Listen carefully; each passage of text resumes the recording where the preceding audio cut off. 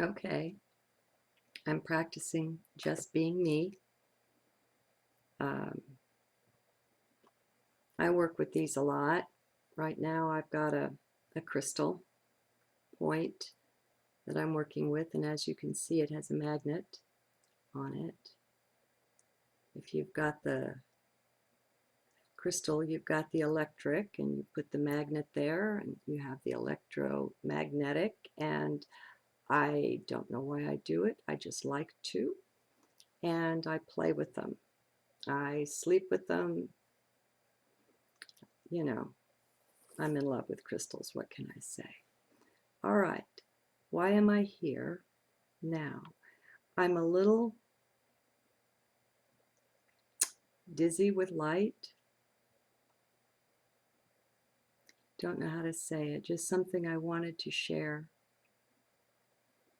There's been a lot of unplugging going on, I think, for all of us. And if we're out of tune and out of sync with that, if we're not aware of it, in other words, which we won't be if we're spending all of our time in the mind, then we may be going out and trying to gain or gather things and being more active in a time when what's really going on is an unplugging.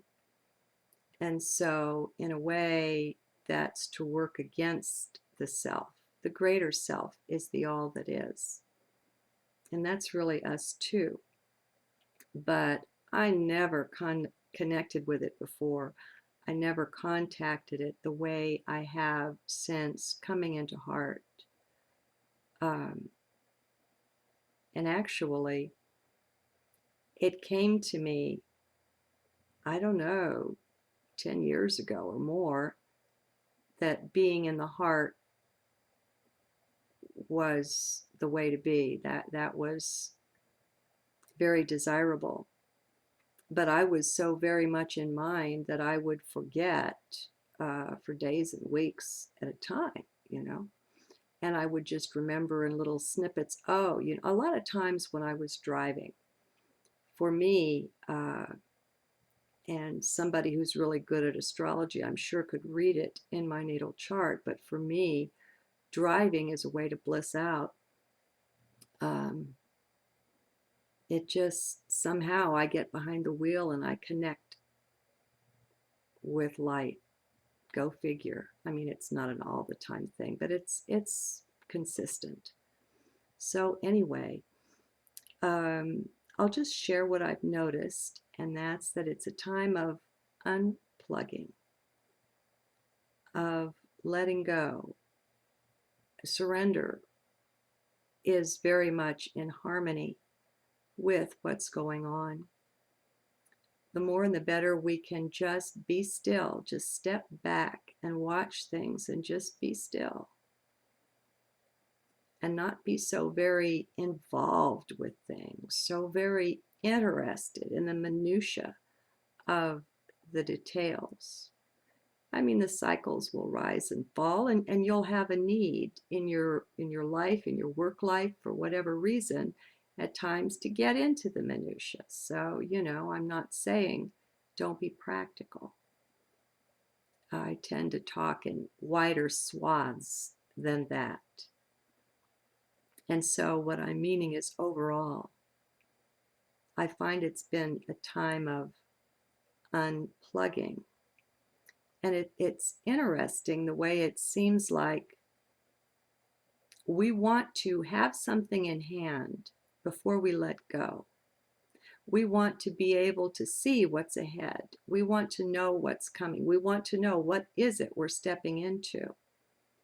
And yet it doesn't seem to work like that. It seems consistent to me that we have to let go and experience the nothing. We have to be willing to sit with and be with the nothing, the void that's created by all of this letting go. Uh, if you're on the path of bhakti, yoga, which is devotion, the way to God through devotion or love, then letting go it's just a normal thing. You want to ditch everything that you perceive that comes between you and your God, between you and the Divine One. And that's revealed to you in heart, and you're shown. And sometimes, it's not even a conscious choice to let go of things. Between one time when you're indulging in something and the next, when you go to indulge in it again, you may suddenly find you're not interested. I find a lot of this is happening with the foods that I eat. I really feel quite lost. Um, all the things that used to be such a treat taste like sawdust in my mouth now. And I'm not such a purist that I feel the need to have my mind force myself into some picture perfect diet or something. I'm just not there with that. Um, I go as heart leads, but I'm not fanatic about anything except being crazy in love with Source or God. I mean, and giving up absolutely everything in favor of that. Some people would call that fanatic, but about most things, I'm just not, you know. I mean, I don't smoke anymore, and I don't eat red meat. But then again, I tell you what, I like a pepperoni pizza, and that's pig, which is really bad. So I compromise. I get the turkey pepperoni and I buy the plain cheese pizza, and I'm just not a perfectionist. I find perfection isn't what mind thinks it is. Perfection, it's a thing of spirit. And it's not on a ledger with little boxes you can check off what you have and haven't done and add it up and have that amount to anything. It's not what we do, it's how we do it. And maybe why. It's in the quality of it, not what it is. And so I just wanted to share with you, I think, this sense of now it's a real pleasure that's flowing through my consciousness now. I don't really know what it's about. I could play games with it and, say, well, it feels like I'm plugging into higher self. But those are just words. I don't know.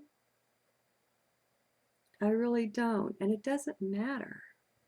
We are perfection. We are loved to the nth degree. And the only thing stopping us from seeing it, from perceiving it, from feeling the caress that's in the breeze, in the fragrance of the flower, in the cat's meow, in whatever is a part of your now. The only thing in the way is a set of beliefs. Because our beliefs really do govern our perception. One could say they create our reality. But if that's too much, we can say they govern our perfection. Subconscious mind takes everything literally. And it tries to produce for you literally, based on the words that you speak and the words that it hears.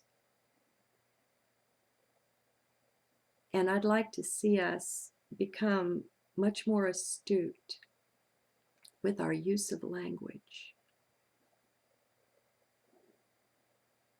To be quiet is a good thing. And to be still and to watch. We all have this inner tutor and it's divine. And it will show us, it will point things out to us when we're still.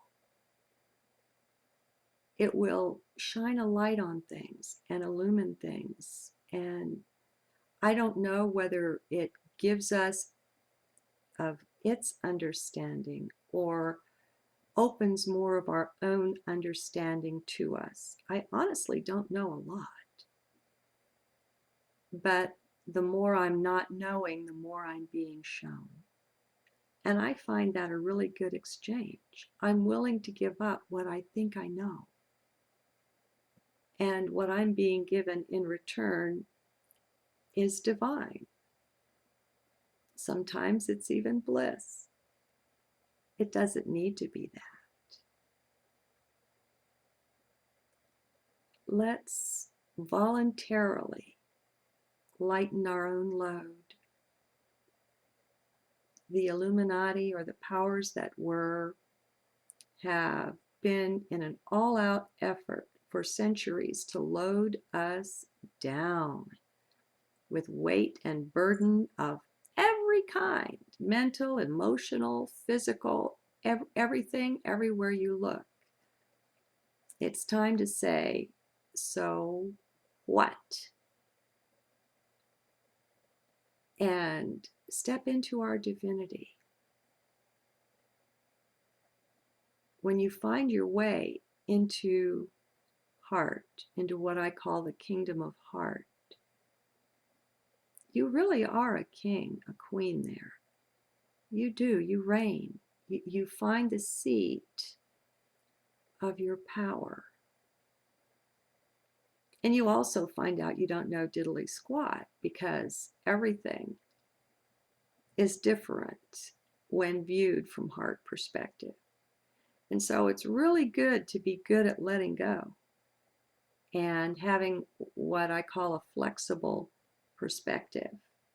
Be willing to look at things from different angles, wildly divergent ways of looking at things. Be willing to be shown, be open.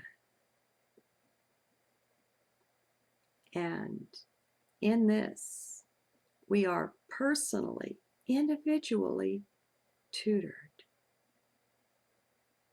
Now, this, where we are here and now, and please be in heart to hear this, this is, as it were, a Garden of Eden. But you've got to shift your vision to see it. It's only out of sync. It's only out of focus. It's only adjustment of frequencies that we're involved in. You know, for instance, if there's an accident on a street corner and you've got a dozen people that witness it, perhaps you know that you will get a dozen different stories. And they can be wildly different. People are not affected the same way by the same event. If the power was in the event, then everyone would be affected equally. The power is in you and in me. The power is in us. But we've been made to believe that it's out there somewhere and that we don't have it. We're not perfect. And all the rest of it, you know the spiel. You know, you've been programmed along with the rest of us. You know the story. But there's a real beauty here.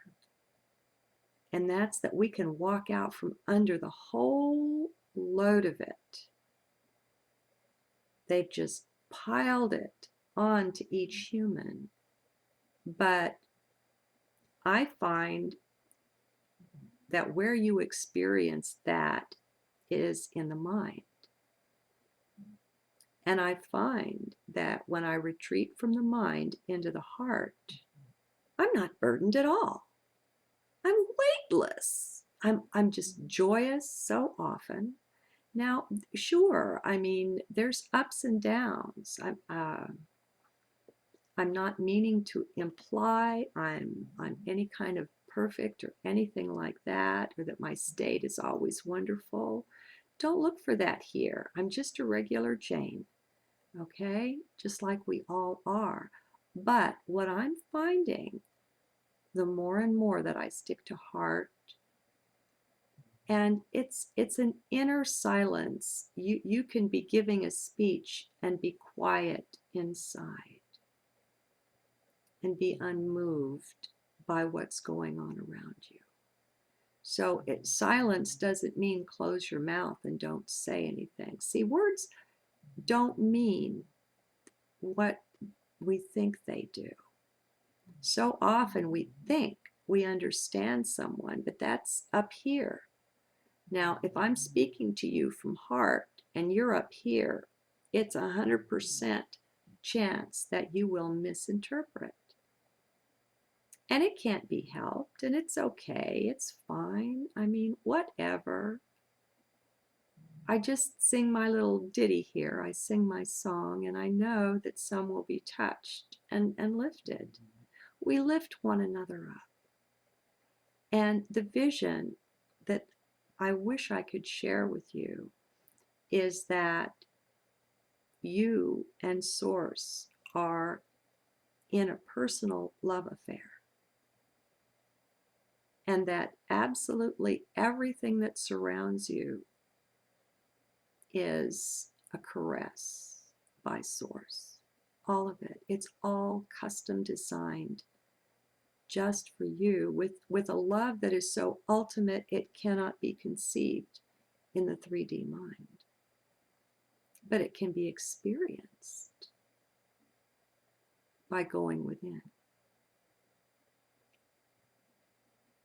And going within, the funny thing about that is you've got to check your mind at the door to your heart.